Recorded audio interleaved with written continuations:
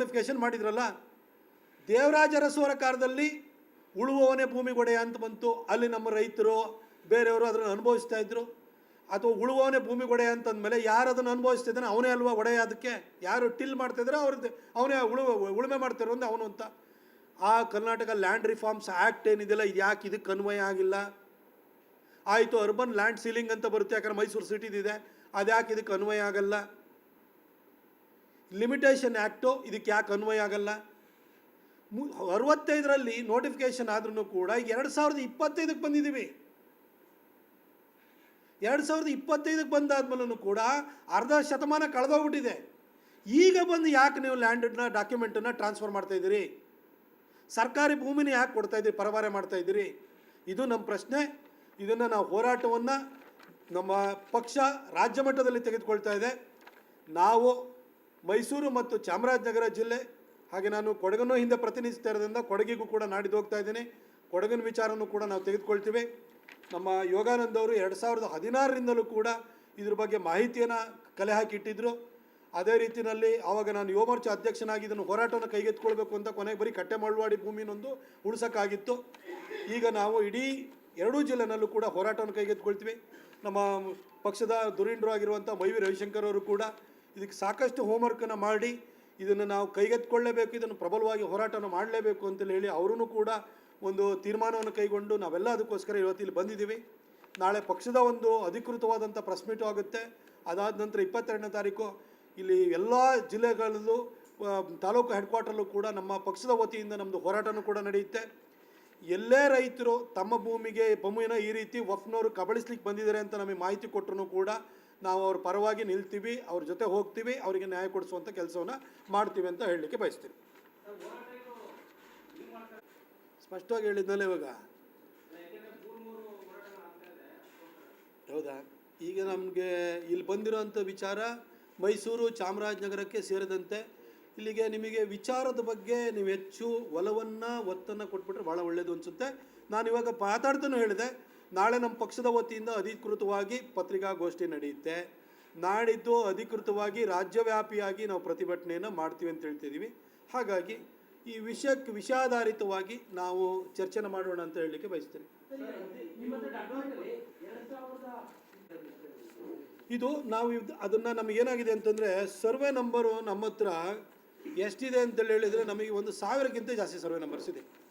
ಈಗ ಎಲ್ಲದನ್ನು ಕೂಡ ನಾವು ತೆಗಿಬೇಕು ಡಾಕ್ಯುಮೆಂಟು. ಇದರಲ್ಲಿ ಒಂದಷ್ಟು ಈಗ ಹುಣಸೂರ್ದು ಯೋಗಾನಂದವರು ನೀವೇ ಹೇಳಿ ಯಾವ್ಯಾವುದನ್ನು ಕೊಟ್ಟಿದ್ದೀವಿ ಆಯಿತಾ? ಹಾಂ, ನೋಡಿ ಸರ್ವೆ ನಂಬರು ಇಲ್ಲೇ ಒಂದು ನಿಮಿಷ. ಸರ್ವೆ ನಂಬರ್ ಇದು ಹುಣಸೂರು ಗಾವಡಗೆರೆ, ಹುಣಸೂರು ತಾಲೂಕು ಗಾವಡಗೆರೆ ಇದು ಹೋಬಳಿ ಮರೂರು ಗ್ರಾಮ. ಇಲ್ಲಿ ನೋಡಿ ಸರ್ವೆ ನಂಬರ್ 101 ಮಸ್ಜಿದ್ ಸುನ್ನಿ ವಫಾಸ್ತಿ ಮರೂರು ಅಂತ ಹಾಕ್ಕೊಂಡಿದ್ದಾರೆ. ಇದು 2022-23 ಈ ಸಾಲಿಗೆ ಅಂತ ಅದು ಪರಭಾರೆ ಆಗಿರೋದು. ಇದು 2023ಕ್ಕೆ ಆಗಿದೆ. ಇದು ಅದು ಒಂದು ಹರವೆ ಅಂತ ಒಂದು ಗ್ರಾಮದಲ್ಲಿ ಇರೋದು 2 ಮುಸಲ್ಮಾನ ಕುಟುಂಬ. 3 ಎಕರೆ ಜಮೀನನ್ನು ಕಬರಸ್ಥಾನ ಅಂತ ಕೊಟ್ಟಿದ್ದಾರೆ, ಸ್ಮಶಾನ ಅಂತ ಕೊಟ್ಟಿದ್ದಾರೆ. ಇರೋರೇ 2 ಕುಟುಂಬ. ಆದರೆ ಇದು ನೋಡಿ ಇಲ್ಲಿ ಹರವೆನಲ್ಲಿ ನಿಮಗೆ ಏನಿದೆ ಅಂತಂದರೆ ಹುಣಸೂರು ತಾಲೂಕು, ಅದು ಸರ್ವೆ ನಂಬರ್ 204 ಗಾವಡಗೆರೆ, ಇದು ಹರವೆ ಗ್ರಾಮ, ಮುಸಲ್ಮಾನರ ಕಬರಸ್ಥಾನ ಸುನ್ನಿ ವಫಾಸ್ತಿ ಹರವೆ ಅಂತ ಕೊಟ್ಟಿದ್ದಾರೆ. ಇದು 2016ರಲ್ಲಿ ಏನು ಸಿದ್ದರಾಮಯ್ಯ ಸಾಹೇಬ್ರ ಸರ್ಕಾರ ಇದಕ್ಕೊಂದು ಆದೇಶವನ್ನು ಕೊಡ್ತು. ಅದರದ್ದು ರೆವಿನ್ಯೂ ಮಿನಿಸ್ಟ್ರು ಒಂದು ಸಭೆಯನ್ನು ಮಾಡಿಬಿಟ್ಟು ಇದನ್ನು ಡೈರೆಕ್ಷನ್ ಕೊಟ್ಟರು. ಅದಾದ ನಂತರವಾಗಿ ಇವೆಲ್ಲ ಭೂಮಿಗಳು ಟ್ರಾನ್ಸ್ಫರ್ ಆಗಲಿ ಶುರುವಾಗಿದ್ದು. ಅದಕ್ಕಿಂತ ಮೊದಲೇನು ಟ್ರಾನ್ಸ್ಫರ್ ಆಗ್ತಾ ಇರಲಿಲ್ಲ, ಅದಾದ ನಂತರನೇ ಇದು ಶುರುವಾಗಿದ್ದು. ಆನಂತರ ಇದು ಪ್ರೋಸೆಸ್ಗಳು ಆಗ್ತಾ ಹೋಗಿದೆ. ಈಗ ಸರ್ಕಾರದ್ದು ಈಗ ರೈತರ ಭೂಮಿದು ನಾವು ಪತ್ತೆ ಹಚ್ಚಿಲ್ಲ ಇನ್ನೂ. ಈಗ ಸರ್ಕಾರಿ ಭೂಮಿನ ಎಷ್ಟೆಷ್ಟು ಹೊಡೆದಿದ್ದಾರೆ ಇದನ್ನು ನಾವು ಪತ್ತೆ ಹಚ್ಚಿದ್ದೀವಿ. ರೈತರ ಭೂಮಿ ಇವಾಗ ರೈತರು ಎಲ್ಲೆಲ್ಲಿ, ಈಗ ವಿಜಯಪುರದಲ್ಲಿ ಆದ ಹಾಗೆ ಎಲ್ಲೆಲ್ಲಿ ಆಗಿದೆ ಅನ್ನೋದು ನಾವು ಮಾಹಿತಿ ಕೇಳಿದ್ದೀವಿ, ನಾವು ಕಾಲ್ ಸೆಂಟರ್ ಹೇಳಿ ಮಾಡಿದ್ದೀವಿ, ಮಾಹಿತಿ ಕೊಡ್ತಾ ಇದ್ದಾರೆ. ಬಟ್ ಇದು ಸರ್ಕಾರಿ ಭೂಮಿನ ಹೊಡೆದಿರೋಂಥದ್ದು ನಾವು ಹೇಳ್ತಿದ್ವಿ. ಸರ್ಕಾರಿ ಭೂಮಿ ಅದರಲ್ಲೂ ಕೂಡ ಈ ಥರ ಈಗ ಶೇಂದಿ ವನ ಇರ್ಬೋದು, ಇದು ಹುಲ್ಲು ಬನಿ ಇರ್ಬೋದು, ಈ ಥರದ್ದು ಯಾವುದಿದೆ ಗೋಮಾಳ, ಇದನ್ನು ಬದಲಾಯಿಸೋಕ್ಕೆ ಸಾಧ್ಯ ಇಲ್ಲ. ಇಂಥದನ್ನು ಹೆಂಗೆ ಕೊಡ್ತಾ ಇದ್ದಾರೆ? ಅದು 2016ರಲ್ಲಿ ರೆವಿನ್ಯೂ ಮಿನಿಸ್ಟ್ರು ಸಭೆನ ಕರೆದು ಡೈರೆಕ್ಷನ್ ಕೊಟ್ಟಾದ ನಂತರ ಇವೆಲ್ಲ ಬದಲಾವಣೆಗಳು ಶುರು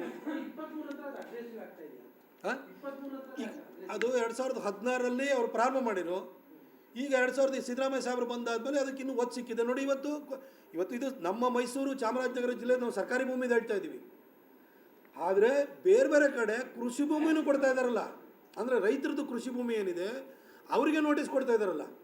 ಅಂದರೆ ಒಂದೊಂದು ಜಿಲ್ಲೆನಲ್ಲಿ ಒಂದೊಂದು ರೀತಿಯಲ್ಲಿದೆ. ನಮ್ಮ ಜಿಲ್ಲೆನಲ್ಲಿ ಸರ್ಕಾರಿ ಭೂಮಿ ಹೊಡೆದಾಕಿದ್ದಾರೆ. ವಿಜಯಪುರ ಜಿಲ್ಲೆನಲ್ಲಿ ತಲೆತಲಾಂತರದಿಂದ ಉಳುಮೆ ಮಾಡ್ಕೊಂಡು ಬಂದಿರುವಂಥ ರೈತರ ಭೂಮಿಯನ್ನು ಹೊಡಿತಾ ಇದ್ದಾರೆ. ಇವೆಲ್ಲದಕ್ಕೂ ಕೂಡ ಸಿದ್ದರಾಮಯ್ಯನವರ ಸರ್ಕಾರ ಒಂದು ಶ್ರೀರಕ್ಷೆಯಾಗಿ ನಿಂತಿದೆ ಅನ್ನೋದಕ್ಕೆ ಇದೆಲ್ಲ ಉದಾಹರಣೆಗಳು ಅಂತ ಹೇಳಲಿಕ್ಕೆ ಬಯಸ್ತೀನಿ.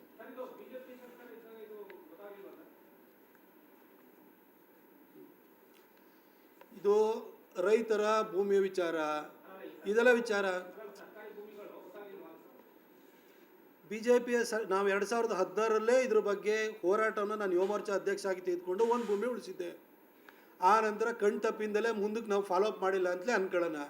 ಆದರೆ ಸರ್ಕಾರಿ ಭೂಮಿಯನ್ನು ಸಿದ್ದರಾಮಯ್ಯನವರಿಗೆ ಸಾಬರಿ ಕೊಡೋದಕ್ಕೆ ಪರ್ಮಿಟ್ ಕೊಟ್ಟಿರೋರು ಯಾರು? ಅಷ್ಟೇ ಪ್ರಶ್ನೆ.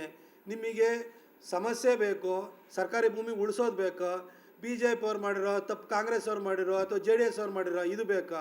ಅದು ನಿಮ್ಮ ಪತ್ರಿಕೆಯಲ್ಲಿ ಬರ್ಕೊಳ್ಳಿ, ಪರವಾಗಿಲ್ಲ. ನಾನು ಇವತ್ತು ಸ್ಪೆಸಿಫಿಕ್ ಬೇರೆಯವ್ರು ಯಾರು ಪ್ರಶ್ನೆ ಕೇಳೋರಿದ್ರೆ ಕೇಳಿ.